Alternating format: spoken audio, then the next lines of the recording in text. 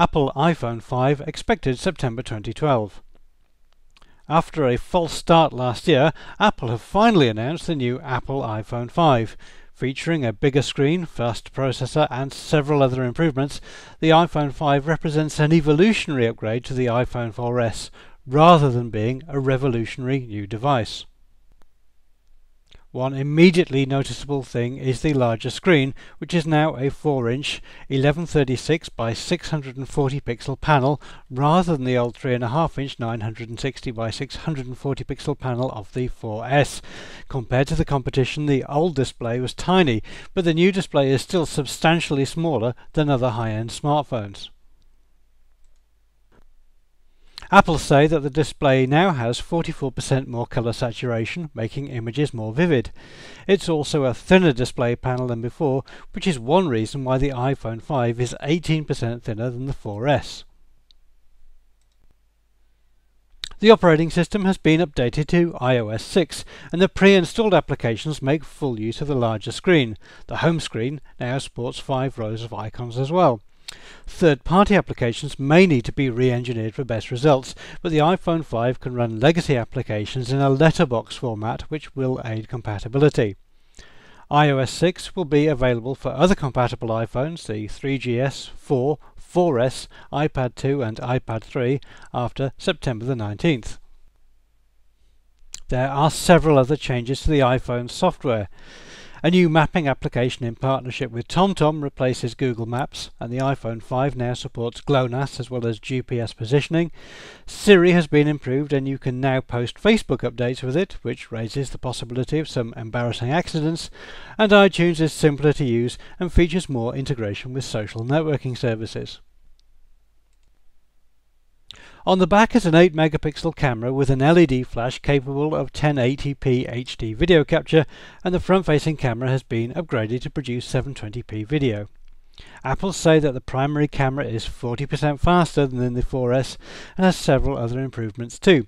Incidentally, FaceTime video calls can now work over cellular networks as well as Wi-Fi, although the competition was doing that a decade ago. Inside, the new Apple A6 processor is twice as fast as the one in the iPhone 4S, and graphics performance has also been doubled.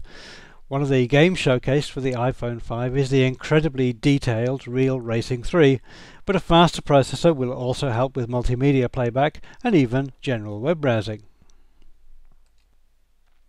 The Apple iPhone 5 now supports 4G LTE as well as DC HSDPA and HSPA Plus high-speed networks. Of course, it also supports 3G and 2G networks as well, plus Wi-Fi downloads of up to 150 megabits per second and Bluetooth connectivity. EVDO and CDMA will also be supported for the US Verizon wireless version. Apple say that the iPhone 5 can automatically switch between antennas to get the best signal possible. Physically, the iPhone 5's casing is made entirely of precisely engineered glass and aluminium and is just 7.6mm thick and weighs only 112 grams, which is 18% thinner and 20% lighter than the 4S despite having a much bigger display.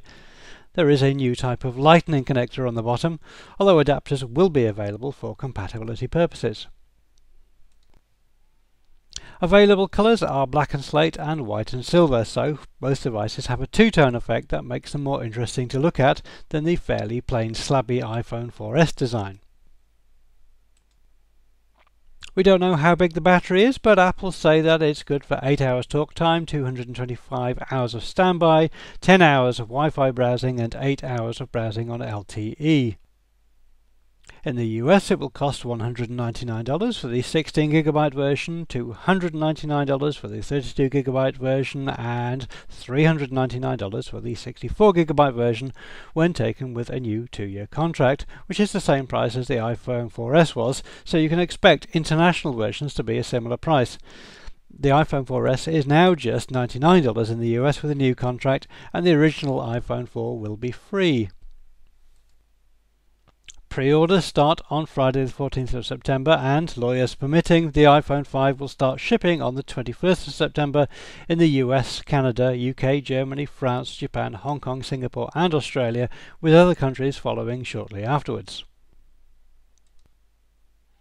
Overall, the Apple iPhone 5 is quite impressive, but it doesn't have any surprises. Crucially, the 4-inch display is nowhere near as big as rivals, but Apple were restricted in what they could do if they didn't want to make the new iPhone wider.